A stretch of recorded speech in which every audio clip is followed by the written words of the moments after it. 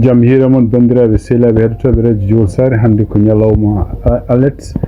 nogas jettati lewru septembre hitande ujunnaji ɗiɗi nogas e joyi habaruji moɗon e ɗemgal Pulaar ɓe men ɓurɗe mawnude ko toon to Michigan puɗɗi ɗum noon kadi pellodiral waɗi son ko famɗi fof yimɓe nane maayi hen pelluɗo hono naggam kanko hoore makko warama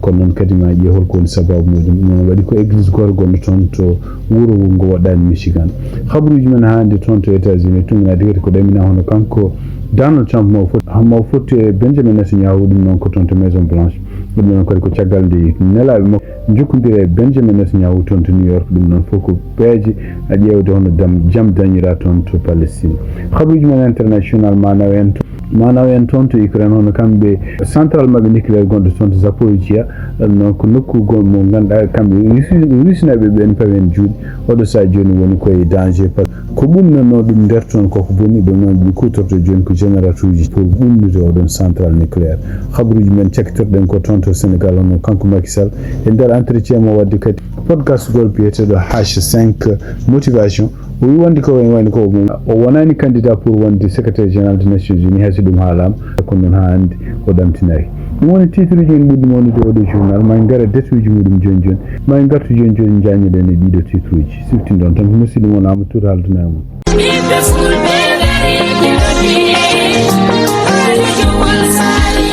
Radio Jowol Sare International dole lingu gondia kono dole Radio Jowol Sare ko hettuyankoɓe mum Amérique, Asie, Océanie, Europe, Afrique no keɗo Radio Jowol Sare International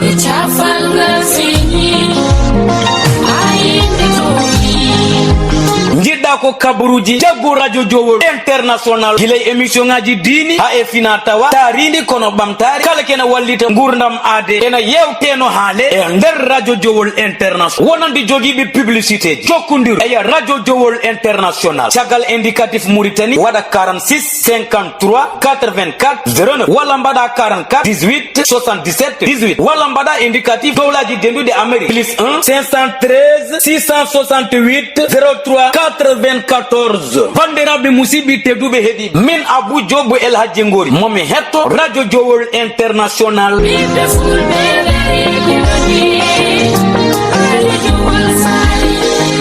bandiraɓe sehlaɓe heɗotoɓe radio Jowol Sare e jaam hira on binden e gardidi habaruji meɗen ni en habaruji men ko toon to États-Unis ɗum noon ko toon to New York e ko yalti hande hono kanko Eric Adam ɗum noon ko gonɗo maire mo New York o yalti deddi vidéo goto vidéo famnude yimɓeɓe ene wayno ko oɗo sadio no fettude wonde candidat ɗum noon woteji garoji sibabunde de maire toon to New York ɗum noon ko mandama ko ɗiɗaɓ ɗum noon o vidéo ene wayno noddi ɗum koye X kono noon ko haali hen o wi wonde ko malgré gueɗe ɗe waɗi ɗe fof gueɗe ɗe wawi wadde toon to New York ɗum noon siba caggal duuɓi ɗi wardi mairie toon to New York o wi wonde ko oɗo sawo tawi o wawa continue wadde campagne makko ɗaɓɓidde kadi wonde maire e manda makko ɗiɗaɓ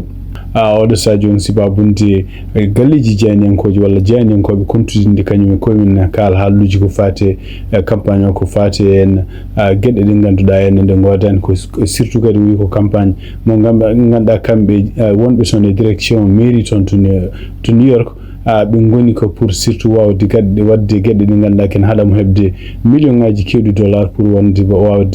wadde campagne makko ɗum waɗi donc ene wayno o tawi wonde ko campagne makko wawata continde donc ko ɗum noon ko ɗum woni ko kanko Eric Adam ko haali e nder vidéo no caggal mum ene wayno o haalani no holko jogori wadde so caggal nde natti wonde maire ɗum noon ene wayno ko haalatano e balɗe ɓinnuɗe eno ko hono kanko Donald Trump président Donald Trump ene wayno o ɗaɓɓino walla o propose no hono Eric Adam pour wadde ɗum ambassadeur mo États-Unis toon to Arabie Saoudite kono e wayno kanko Eric Adam o oɗon sa wiyano wonno ko calli ɗum oɗo sa joni o haalani kanko Eric Adam noon jaɓani haalde holmo jogori sipporti kono haali haalluji kewɗi yenni hen hayso nde haalani inde mum wonno kanko biyeteɗo Zohran Mamdani non ko candidat mo ganduɗa kamɓe démocrate ɓe cuɓi oɗo sa joni hay sindo kañum horumo heɓani tawa ken wona 50% ko contre yimɓe heddiɓe ɓe foof en wayno o haali o wonde ko ɗon ko neɗɗo ko kesso kadi ko jogoɗo jogui kadi ko miijoji kesi ɗi ganduɗa moƴƴani fate New York moƴƴani kadi kisal New York o haali hen kadi gueɗe parɗe en hono kanko Andrew Cuomo kumo non e wayno ko kañum worum meɗi wonde gouverneur tonto New York kadi ene wayno ko saɗa ha démission si babude caɗele jigno goto e liggotoɗe ɗum worɓe kono haali hen wonde ko au moins so oɗon kam ko neɗɗo hawnaki ma wawa wallude ko wawi wonde fof ɗum ɗo kadi ko kanko Andrew Cuomo ko ɗum o darano ko ɓooyi wonde ko Eric Adam yo nattu wonde candidat siftinde on ɗon kamɓe ɗiɗi fof koɓe candidat ji indépendant ji kamɓe ɗiɗi fof koɓe démocrate en kono ko sibabude caɗele ɓe jogui wonande démocrate en ɓuuri suɓade oɗo sadio ko kanko Mamdani ɗum noon gila caggal woteji primaire baɗnoɗi kono hono kanko Mamdani o ɓuuri Cuomo toɓɓe ɗum woni démocrate ƴeftimi ɗum woni donc kanko Andrew Cuomo continue hande wiide wonde ko gono candidat kono ko indépendant ɗum noon kanko e Eric Adam fof ɓe gonno ko candidat ji indépendant ji donc kanko Cuomo o darano ko beele Eric Adam no woppa e ɗum noon kadi so Eric Adam woppi hawnaki ko wayno ɓaleɓe ko wayno juif en ma ballumo kanko Cuomo campagne makko yaara yeeso oɗo sa joni ko tunnade sonde juuji jaltuɗi kanko Zohran Mamdani ene wayno ko ɓuuri o yarata ko joni ko 46 à 47% sonde juuji mbaɗa toon to New York donc kanko Andrew Cuomo o yarata joni oɗo sa joni ko ken wiye 25%. donc tunnade hande sonde juuji jaltuɗon ɗum reften kadi ene wayno ko kanko Zohran Mamdani ene wayno o jogui ko 46% e sonde juuji toon to New York kanko Andrew Cuomo o jogui ko 24%. hono goɗɗo républicain mo ganduɗa woni candidat men hono biyeteɗo Curtis Sliwa kañum jogui ko 15% rewi hen ko kanko Eric Adam ɗum waɗi Eric Adam ɗum noon tunnade ko ɗum waɗi vidéo mum hande wiide wonde wawa continue campagne donc ene wayno ko ha hande kanko Andrew Cuomo woni koye ɗaɓɓude so tawi ñagade wonde ko hono kanko biyeteɗo Curtis Sliwa beele mo oppa e ɗum kadi ko hunde nde ganduɗa kanko Donald Trump o ñaguima ni hono oɗo candidat républicain biyeteɗo Sliwa beele no oppa beele au moins hono kanko Zohran Mamdani on wasa gagnade kono noon e wayno Sliwa kañum hoore mum nene continue salade oɗo sa joni wi ko gontino gonde candidat donc so ƴeewama kadi sondage goɗɗo pour ko fati hol ɓurɗo hen wonde favorable tunnade hande kanko Zohran Mamdani e tawi ƴeewama sondage uji kanko jogui 52% New York naɓe kanko ɓuuri yidde Curtis Sliwa jogui ko 30% hono kanko Andrew Cuomo jogui 37% pour wonande ko yimɓe wiyeteɓe favorable toon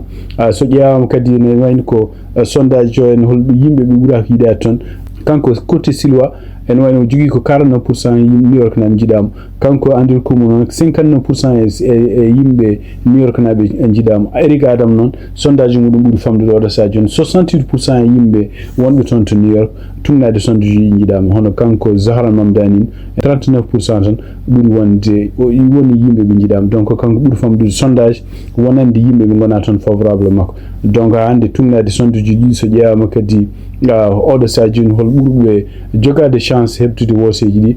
kanko Mamdani so tawi indépendant jalti hen ene wayno ko kanko woni kadi dow ɗum noon ko 34% ko wawi wonde fof ene wayno kanko Eric Adam o wi wonde ko hande sibabude ɗiɗo o yiidemo wonde ko ɓeɗo joguiɗo e noon sa joni so tawi continue campagne makko o jogora en gagnade e ɗum noon ɗum waɗi o woppi o waɗi vidéo wi natti wonde campagne hande habaruji men to États-Unis toon to Michigan ɗum noon e wayno koye betawe kadi pellodiral waɗi toon ɗum noon ko neɗɗo goto kañum hoore mum ƴefti oto ɗumini oto gurñi yimɓe wonnoɓe toon to e nder oɗon église biyeteɗo église Jésus Christ de Latter-day toon to wiyetego Grand Black Township ɗum ko toon to Michigan ɗum noon e wayno ko tunnade hande ko police ali wi wonno caggal nde o feeri yimɓeɓe o gañi ɗumen o ƴefti kadi kanko hoore makko fetel makko o fuɗɗi fellude yimɓe wonnoɓe ɗon ɗum noon ko yimɓe ɓe hawri fof fellude ɗumen lima joni ko famɗi fof yimɓe nayo maayi hen e kadi yimɓe hewɓe gañi men caggal noon de police ari fellodiri e makko kanko tumaɗo police warimo kanko kadi o wiyete ko Thomas Jacob Sanford o yara ko duuɓi 40 e kadi en wayno jeeya ko wuuro humo ngo woɗɗani ɗon wiyetego Burton ko wawi wonde fof ɗum ɗo kadi tunnade police ko haali wuuro ɗo felliɗo en kadi wuuro wiyetego Grand Black ɗum noon kadi ko legal gongal toon to Michigan e kadi woni heure tan hadde sa ummima toon to banggue rewo Detroit habaruji men États-Unis ko siftindon hono kanko Donald Trump mo jogui ɗammini fottude janggo e hono premier ministre mo Israel Benjamin Netanyahu gonɗo hande toon to New York kanko Benjamin Netanyahu noon o wawi fottude toon hande en koolaɗo mo ganduɗa kanko Donald Trump mo nanano moynore hono biyeteɗo Kof on wawi fottude kadi hono isum Donald Trump hono kanko biyeteɗo Kushner ɗum noon e wayni ko pour ko paate plan mo kanko ko Donald Trump jogui holno jamma artirta toon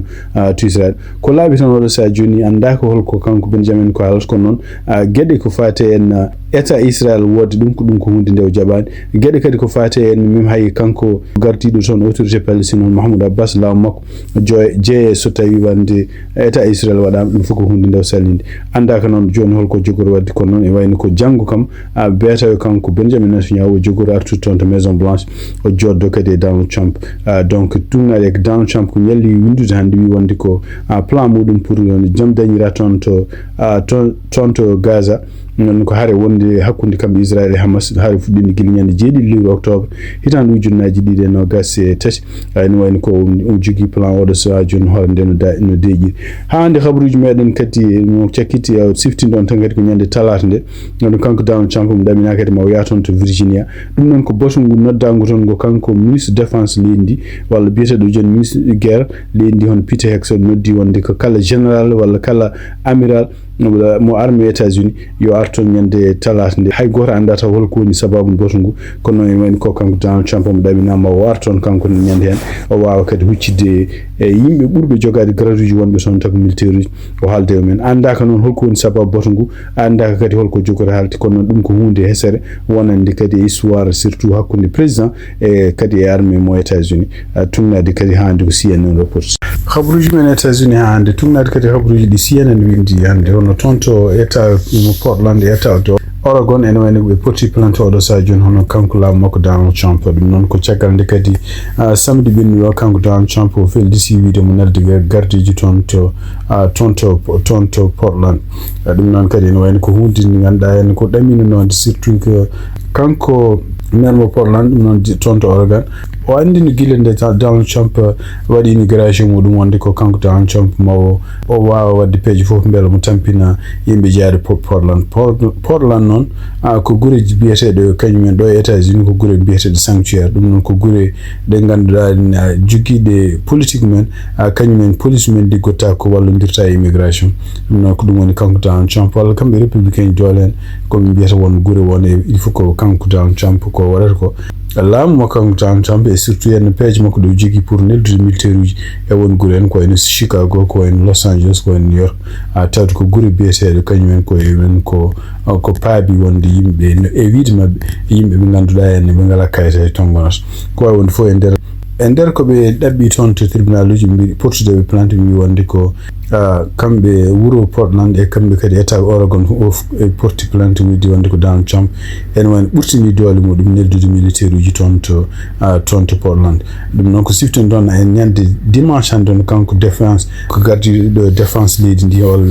walla guerre leydi ndi Peter Hexon o wawi wadde yamirore ɗum noon wiide wonde ko yamiri oɗo sadio ko yacci kene wona temedde ɗiɗi neɗɗo taw ko yimɓe jeeyaɓe garde national wonɓe toon jeeyaɓe toon to Oregon kañumen koye men oɗo sadio joni yo gon parɓe pour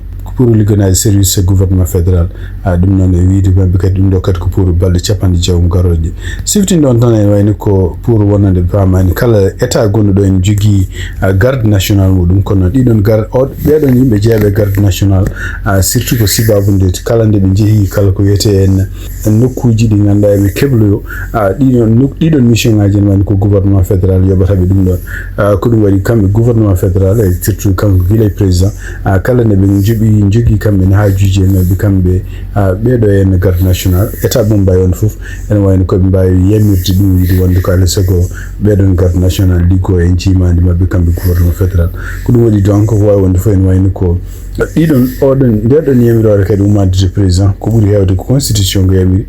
surtout ena tawde wonde ko kamɓe garde national ɓe goni koye ɗiɗon état ji arde lomtade ko wayno police walla wadde gueɗe ɗe police waɗano wuure foti wonde tan ko so tawi kanko gouverneur mo oɗon état walla kanko maire mo ngoɗon wuuro ɓe namdima balle ummade gouvernement fédéral pour yo yamir wonde garde national ngar hen donc ɗum woni haareji gonɗi oɗo saha joni hakkude kamɓe gouvernement ji lokkuji état ji won e walla mairie ji gure won hakkude men gouvernement fédéral siftin ɗon tan ko kamɓe cour suprême en wayno ɓe dokkino Donald Trump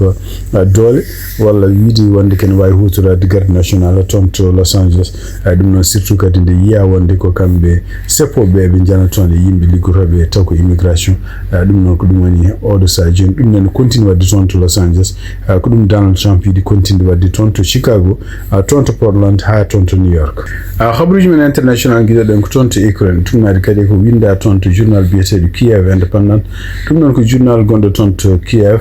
o central nucléaire gonɗo toon to Zaporizhia ɗum noon ko nokku mo ganduɗa kamɓe Russie ɓe continue fawde hen juuɗe mabɓe tawde haysinde oɗon nokku kadi woni koye nder Ukraine ene wayno ko central gonɗo toon noon hannde kadi tugui ñande samedi nde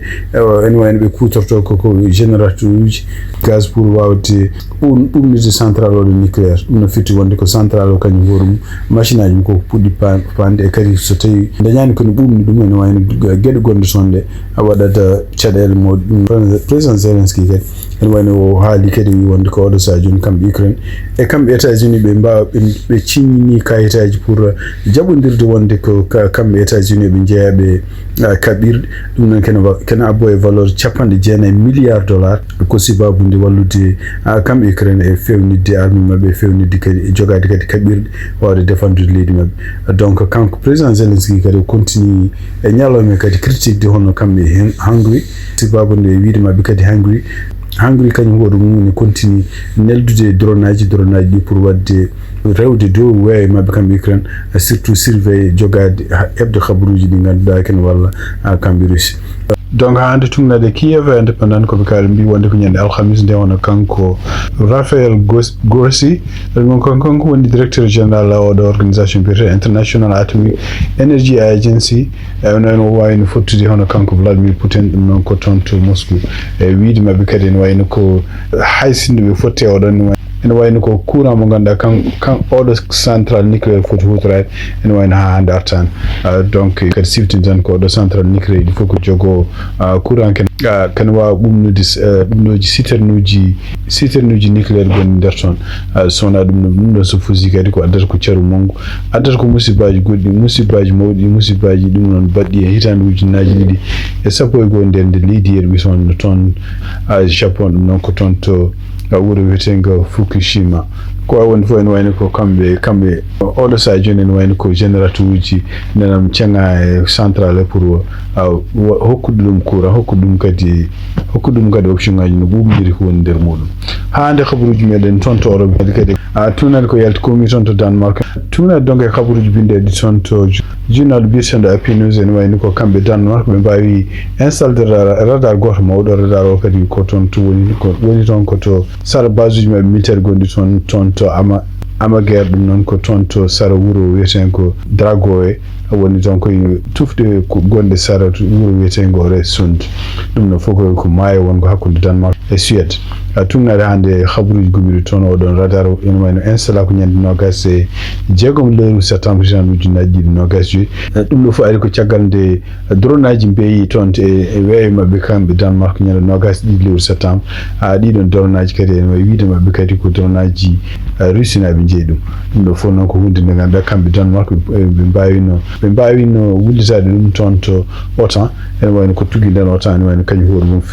fewnitima oɗo saha joni kala ko fati avion ngaji mum walla kala ko fati sécurité mum pour kala ko gueɗe mbaɗe ni so batti ene cammina ɗum ɗo fof ko noon ɗum ɗo fof noon ko ɓeydude kadi oɗo saha joni fayre wonde toon to Europe surtout fayre kadi fuɗɗinde gila fitinaji gonɗe hakkude kamɓe Ukraine e kamɓe Russie puɗɗiɗi ñande 24 lewru février hitande ujunnaji ɗiɗi 22 ko wawi wonde fof ene wayno ko oɗo saha joni kamɓe Europe naɓe e kamɓe OTAN goto maɓe fof nena felgo ɗon pour wiide wonde ko ɓenen nawa haare nde holto fotani yaade ko wawi wonde fof ene wayno ko kamɓe Russie naɓe e kamɓe Ukraine naɓe ɓene continue hande habde oɗo saha joni no gonɗen ɗum noon ko siftinde on tan ko jammaji ɗiɗi ɓennuɗi kamɓe Russie naɓe kadi ɓe mbawi wellade drone aji kewɗi toon to guure gonɗe toon takkiɗe frontiére uji mabɓe ala ko haala oɗo saha joni so tawi won mayɓe hen kono ene wayno ko ɓe bonni ko heewi tunade hande habaruji gomiɗo toon to Moscou hande habaruji men international e ko ummi toon to Tel Aviv ɓe mbi ɓe jiiti wonde ko kamɓe Iran naɓe ɗum noon intelligence mabɓe ɓe kutorima gueɗe kewɗe ɗum noon pour neldude message uji e Israël naɓe hewɓe ɗum noon ɓeɗon Israël naɓe ko ɓuuri hen hewde kadi ko yimɓe ɓe ganduɗa joguiɓe karallagal walla joguiɓe kam ɓeyde ko fati en hebde message uji wawde pour ɗum ɗo fof e wiide mabɓe kamɓe Israël Iran woni koye ƴewde dañde espionnage gonɗi toon to e nder Israel pour wadde bonnandeji muɗum tugnade habaruji bindira toon to BBC ɓe mbi wonde ko intelligence Iran wawi wadde jogade peeje ha nanni kan wiya ujunnaji neɗɗo toon to Israel mbawi hebde message e ɗiɗo message kadi so jomumen keɓino téléphone men soni wiyete en wonde ko neɗɗo kaalowo wiyata ko kañum horum ene rokka ɗum ligguey taw ligguey o kadi liggoto ko organisation taw ko Iran jeeyi ɗum ɗo fof noon e wiide mabɓe kamɓe Israel ko gueɗe ɗe ganduɗa kamɓe Iran eɓe mbaɗa oɗo saaha foof donc ɓe kaali hen kadi mbi janggol mabɓe kamɓe Iran toon to Israel ñande 7 lewru octobre ɗum ɗo fof addi ɗum ko sababu ndu kamɓe Iran eɓe jiguino yimɓe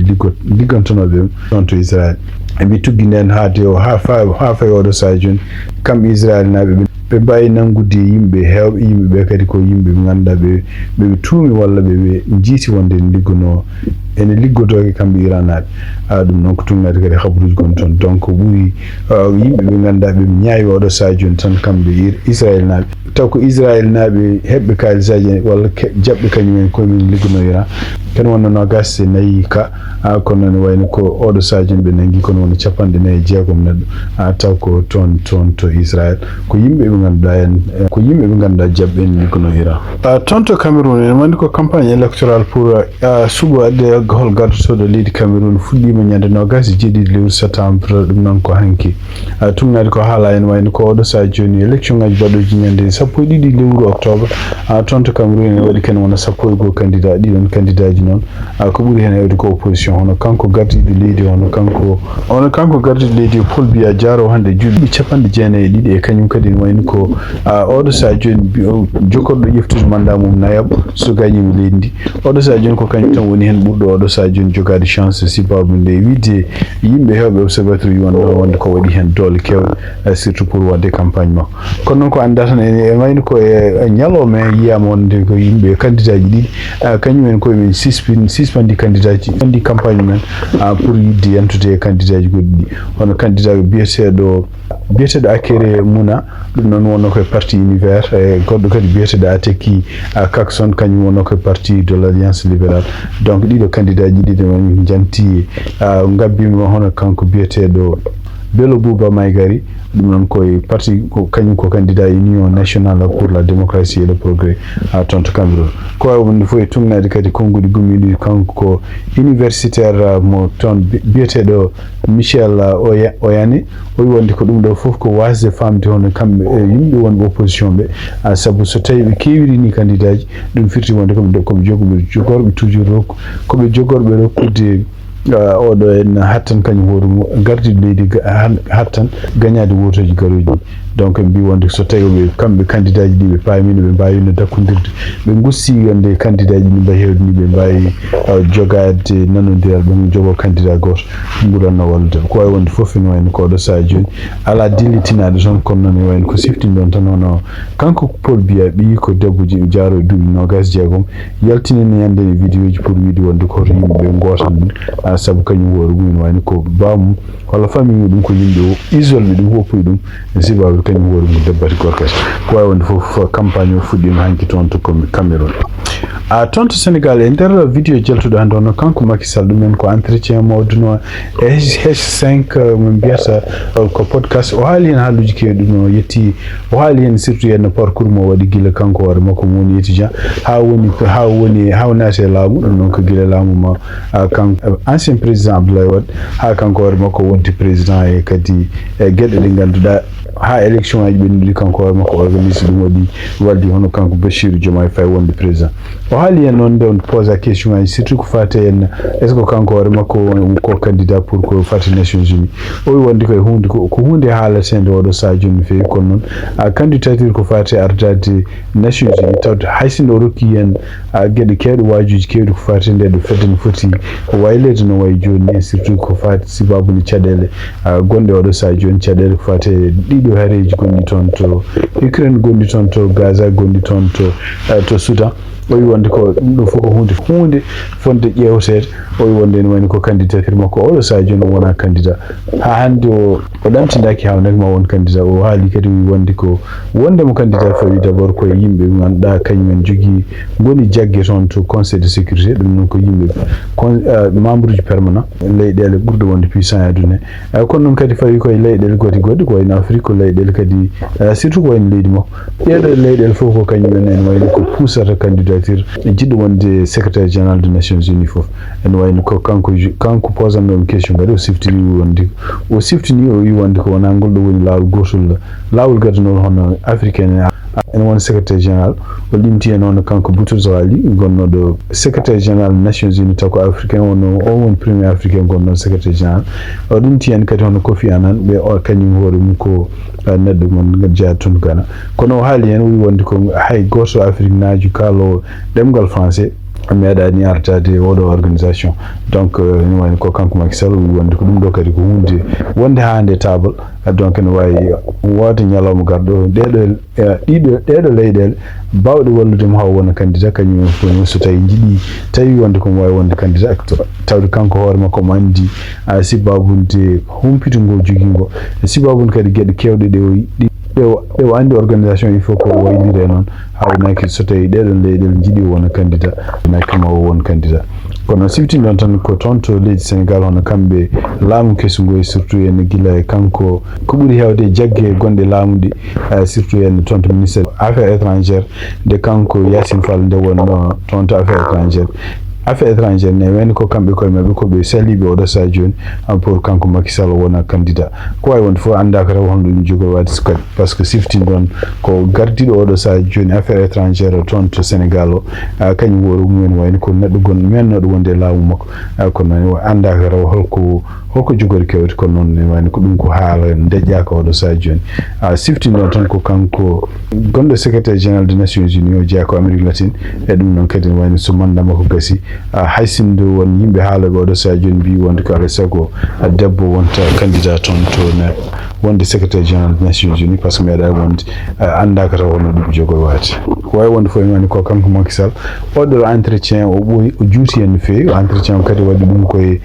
podcast biyeteɗo H5 motivation o haali hen kadi gueɗe ɗi ganduɗa hen surtout hen ko fati toon to nations unies oɗo saha joni ko wonde ko kamɓe joguiɓe dole ɓe tan kamɓe waɗata luwaji ɗum ɗo fof ko hunde wonde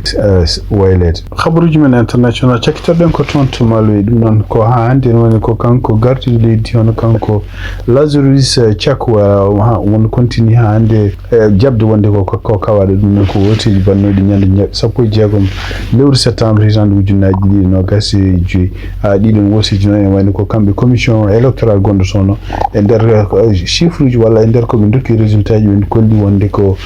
kanko ancien président mo Malawi kanum kadi woni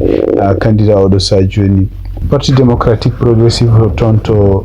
mo Malawi ene woni ko kañum jogui oɗo saha joni 66 so fawama e temedere hono kanko noon gardiɗo leydi hono kanko Lazarus Chakwera e wayno oɗo saha wiya wono jogui ko 44%. ɗum noon fof ko tumnade hande e chiffre uji gommiɗi toon to commission mabɓe électoral waɗi ko wawi wonde fof ene wayno ko yimɓe ɓe ganduɗa jeeyaɓe leydi he taw ko hohoɓe mawɓe e yimɓe kadi arnoɓe taw ko jeeyaka e leydi he arnoɓe rende woteji kañumen goto men fof nen continue namdade walla ɗaɓudema ko kanko gardiɗo leydi ndi yo woppu yo jaam hankkadi o hawama ɗum noon kono e wonde ko kanko mon continue hande wiide wonde ko woteji ɗi gasani yalto ɗum noon ko ha woteji ha wonde wote cakkitto yaltine ko nden o andata o gañi walla o gañaki ko wawi wonde fof en wayno ko kamɓe kadi ardiɓe fedde église wonde toon mbiyata Malawi Council of Churches mennoɗo wonde kañum hoɗum président Malawi biyeteɗo Bakili Muluzi mbawi ñagademo kanko président Chakwera yo woppu résultat ji no mbayi oɗo saha joni wonde ko hono biyeteɗo Mutharika kañum woni gañiɗo Peter Mutharika noon kañum hoɗum meeɗi wonde gardiɗo leydi e ko kañum kadi arti hande wonde candidat pour tade leydi Malawi tumnade habaruji gomiri toon bandiraɓe sehilaɓe heɗotoɓe radio sare habruji min jogonnowani ɗemgal pulaar gasi haalaɓe siftini ɗon toon hannde ko dimanche nogas jeetati lewru septembre hitande ujunnaji 2027 yen mbaale jaam ha jaam kadi on jarama